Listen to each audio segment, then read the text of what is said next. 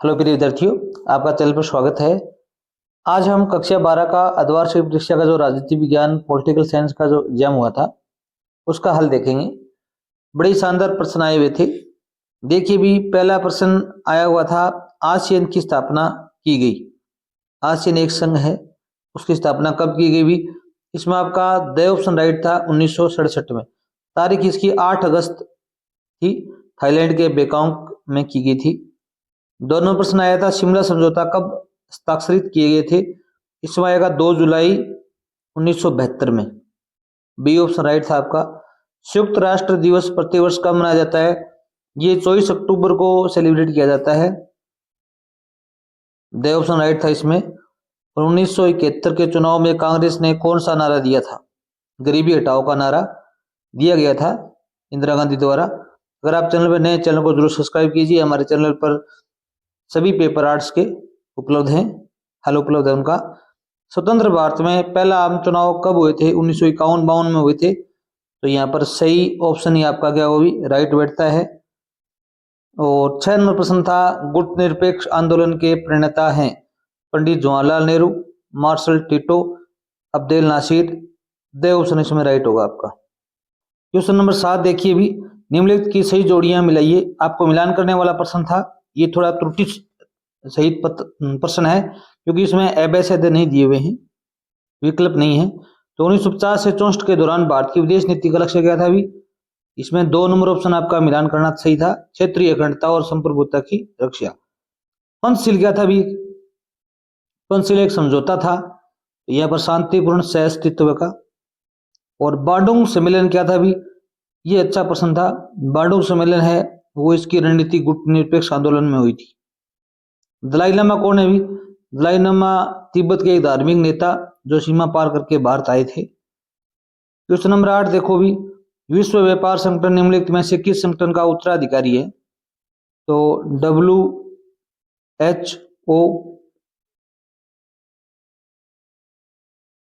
WTO world trade organization, इसकी स्थापना 1995 में हुई थी। तो इसमें ए का उत्तराधिकारी है general agreement on tariff and trade. ठीक है, इसकी गेट कह सकते हो आप, GATT, गेट, गेट का ही ये संशोधित रूप है। क्वेश्चन नंबर 9 देखो भी, भारतीय विभाजन के बारे में निम्नलिखित में से कौन सा कथन गलत है भी? भारत विभाजन द्विराष्ट्र सिद्धांत पर का परिणाम है, बिल्कुल राइट था। धर्म के आधार पर 2 प्रांत पंजाब और बंगाल का बंटवारा हुआ, ये भी सही है। पूर्वी पाकिस्तान और पश्चिमी पाकिस्तान में संगति नहीं थी, ये भी राइट है। और विभाजन की योजना में यह बात शामिल थी कि दोनों देशों के बीच आबादी की अदला बदली होगी, ये नहीं था। जनसंख्या ज्यों की त्यों रखनी थी, ओनली क्षेत्र का बंटवारा था। तो ये द ऑप्शन इसमें गलत दिया हुआ है। निम्नलिखित का काल क्रमानुसार व्यवस्थित करना था भी, इसमें भी ऑप्शन नहीं है, तो सभी को करना है। तो इसमें देखो भी, अफगान संकट, सोवियत संघ का विघटन, इसमें देखो भी अफगान संकट है वो कब आया था भी? 1979 में आया था, ये 2 नंबर होगा। और यहाँ पर 1 नंबर थी रूसी क्रांति, क्या थी भी? रूसी क्रांति 1917 में हुई थी, 17 में हुई थी। और 2 नंबर ये आ गया अफगान संकट। और 3 नंबर बर्लिन की दीवार का गिरना, ये 1989 में हुआ था। और सोवियत संघ का विघटन कब हुआ था? 1991 में हुआ था, ये 4 नंबर पर आएगा। 1 नंबर पर रूसी क्रांति, 2 नंबर पर अफगान संकट, 3 नंबर पर बर्लिन की दीवार का गिरना और 4 नंबर सोवियत संघ का विघटन। क्वेश्चन नंबर 11 देखो भी, वैश्वीकरण के बारे में कौन सा कथन सही है? वैश्वीकरण क्या है भी? द ऑप्शन इसमें राइट होगा। वैश्वीकरण एक बहुआयामी परिघटना है।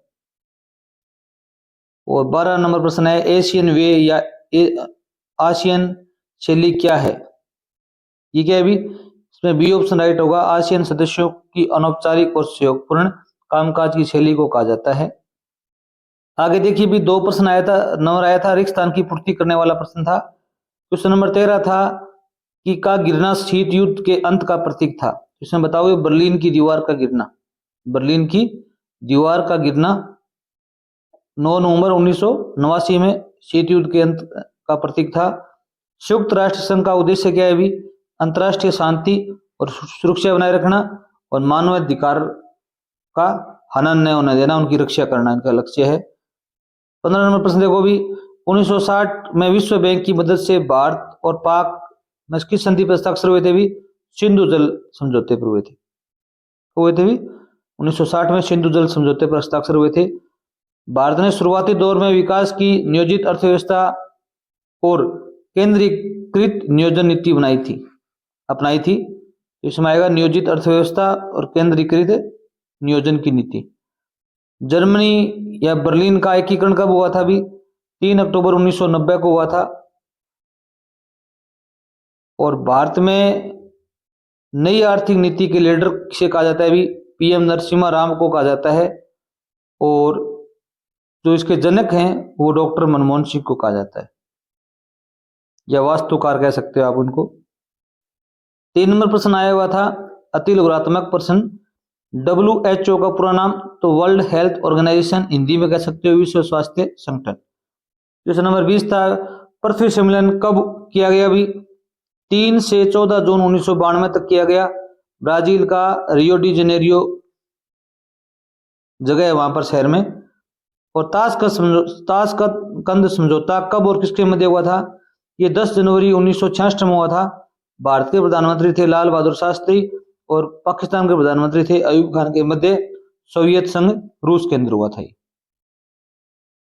और सिंडिकेट क्या है भी? ये अच्छा प्रश्न है। सिंडिकेट क्या होता है भी? यह व्यक्तियों या कंपनियों एक समूह होता है जो अपने साझा हितों के लिए एक साथ काम करते हैं। ठीक है, आगे देखिए भी, सार्क का पूरा नाम बताना है।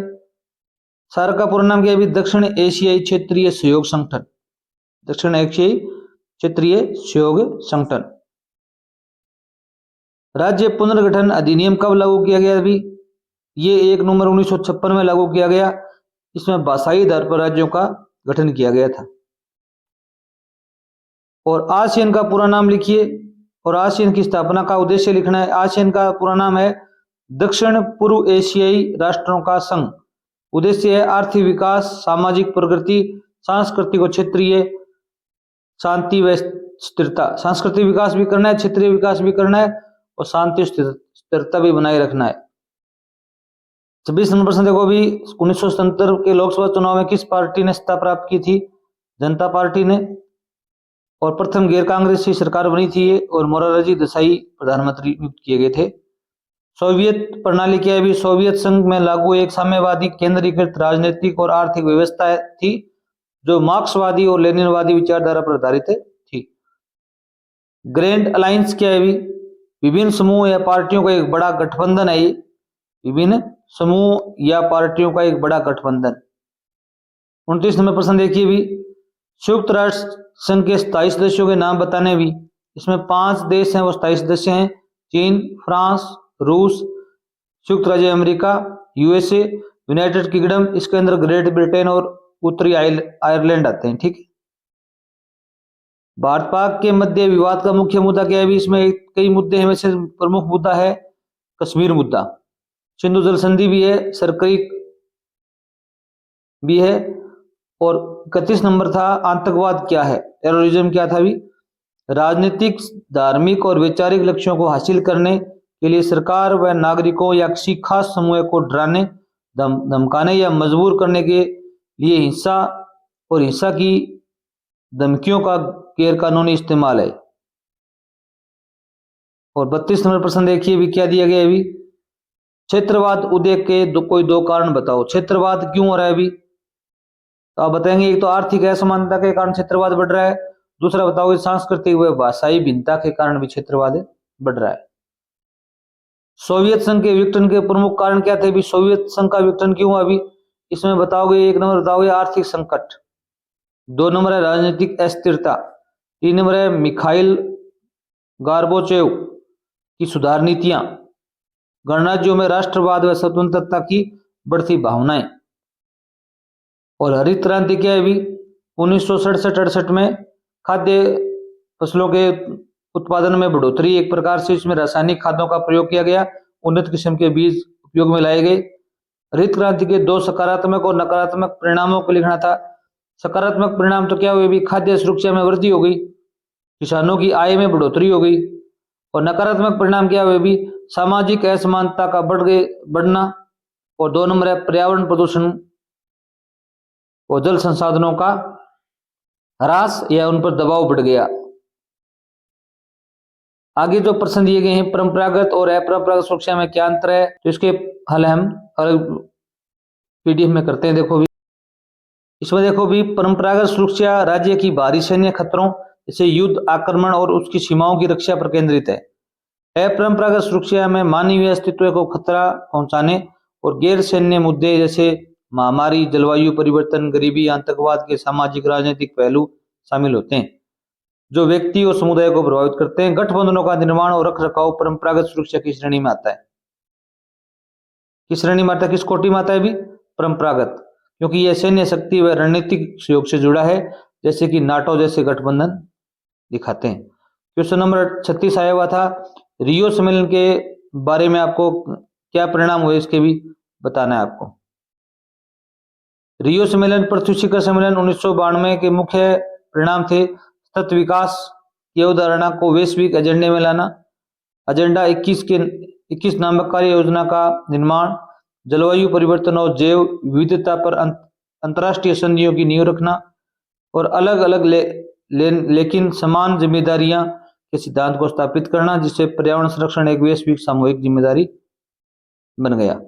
शीत युद्ध के बाद संयुक्त राष्ट्र संघ में क्या सुधार हुए भी, इसमें आप बताओगे। शीत युद्ध के बाद संयुक्त राष्ट्र के मुख्य सुधार शांति अभियानों का विस्तार, निवारक कूटनीति पर जोर, सुरक्षा परिषद के पुनर्गठन की मांगों में के रूप में आए, जिससे यूएन आज की वैश्विक वास्तविकताओं के अनुरूप बना, आतंकवाद, जलवायु परिवर्तन जैसी नई चुनौतियों का सामना करने लगा। हालांकि सुरक्षा परिषद में सुधार अभी भी एक विवादास्पद मुद्दा है, इस पर बहस जारी है। 38 नंबर प्रश्न आपका आया हुआ था, आज की चीनी अर्थव्यवस्था नियंत्रित अर्थव्यवस्था में से किस प्रकार भिन्न है। तो आज की चीनी अर्थव्यवस्था मिक्स्ड इकोनॉमी है, जो पारंपरिक नियंत्रित अर्थव्यवस्था पूर्णतः सरकारी नियंत्रण से कई मायनों में अलग है। यह बाजार आधारित तत्वों व सरकारी नियंत्रण का मिश्रण है, जहां निजी क्षेत्र, विदेशी निवेश और बाजार की शक्तियों को बढ़ावा दिया गया है, जबकि सरकार रणनीतिक क्षेत्रों में नियंत्रण रखती है, जो पहले की पूरी तरह से नियोजित प्रणाली से बिल्कुल भिन्न है। अगला प्रश्न था आपका 39 नंबर, वैश्वीकरण में प्रौद्योगिकी का क्या योगदान है। प्रौद्योगिकी ने वैश्वीकरण को बढ़ावा देने में महत्वपूर्ण भूमिका निभाई है। खासकर संचार, इंटरनेट, मोबाइल आते हैं इसमें, परिवहन में तेज शिपिंग आती है, व्यापार और सांस्कृतिक आदान प्रदान को आसान बनाकर, जिससे दुनिया छोटी व अधिक जुड़ी हुई महसूस होती है। सूचना और वस्तुओं का प्रवाह तेज और सस्ता हो गया। वैश्विक आर्थिक एकीकरण बढ़ा है, हालांकि इसके असमान प्रभाव भी हुए, जैसे रोजगार व आय असमानता में बदलाव। बड़े प्रश्न आए हुए थे इसमें, देखो भी 40 नंबर प्रश्न था, भारत में वर्तमान परिदृश्य को देखते हुए लोकतंत्र स्थापित करने की चुनौती को समझाइए। इसमें आप लिख सकते थे, वर्तमान भारत में लोकतंत्र की चुनौतियां बहुआयामी हैं, जिनमें भ्रष्टाचार, जातिवाद, सांप्रदायिकता और राजनीतिक ध्रुवीकरण प्रमुख है, जो सामाजिक सौहार्द व संस्थागत विश्वसनीयता को कम करते हैं। साथ ही आर्थिक असमानता, शिक्षा, स्वास्थ्य की कमी, महिलाओं व अल्पसंख्यकों का अपर्याप्त प्रतिनिधित्व जैसी मूलभूत समस्याएं भी हैं, तो समावेशी विकास और सच्ची भागीदारी में बाधा डालती हैं, जिससे लोकतंत्र को गहरा और मजबूत करने की जरूरत है।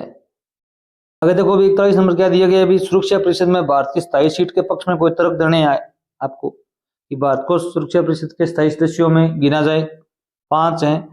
भारत को सुरक्षा परिषद के स्थायी सदस्य बनने के पक्ष में कई मजबूत तर्क हैं, जिनमें विश्व की बदलती वास्तविकताएं, भारत का बढ़ता आर्थिक व सैन्य प्रभाव, दुनिया की सबसे बड़ी लोकतंत्र व जनसंख्या होना, संयुक्त राष्ट्र के शांति अभियानों में महत्वपूर्ण योगदान और वैश्विक मुद्दों पर सक्रिय व संतुलित भूमिका शामिल है, जो परिषद को अधिक प्रतिनिधित्वपूर्ण और प्रभावी बनाएगी।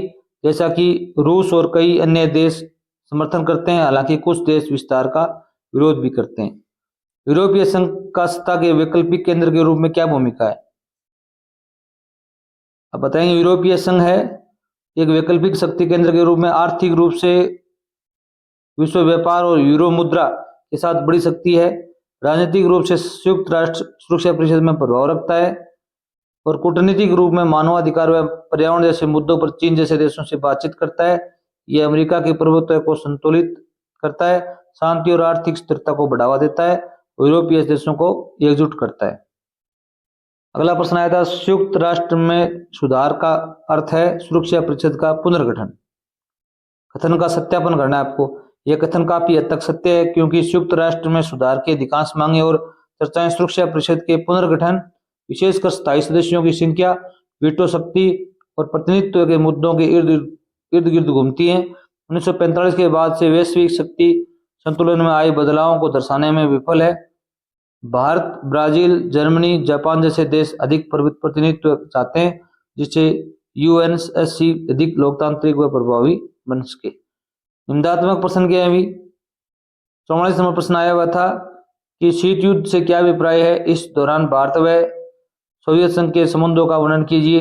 शीत युद्ध क्या होता है? कोल्ड वार का मतलब द्वितीय विश्व युद्ध के बाद अमेरिका पूंजीवादी और सोवियत संघ साम्यवादी के बीच चला वैचारिक, राजनीतिक, आर्थिक और सैन्य तनाव था, जिससे सीधा युद्ध नहीं हुआ बल्कि हथियारों की दौड़, जासूसी, प्रॉक्सी वॉर हुए।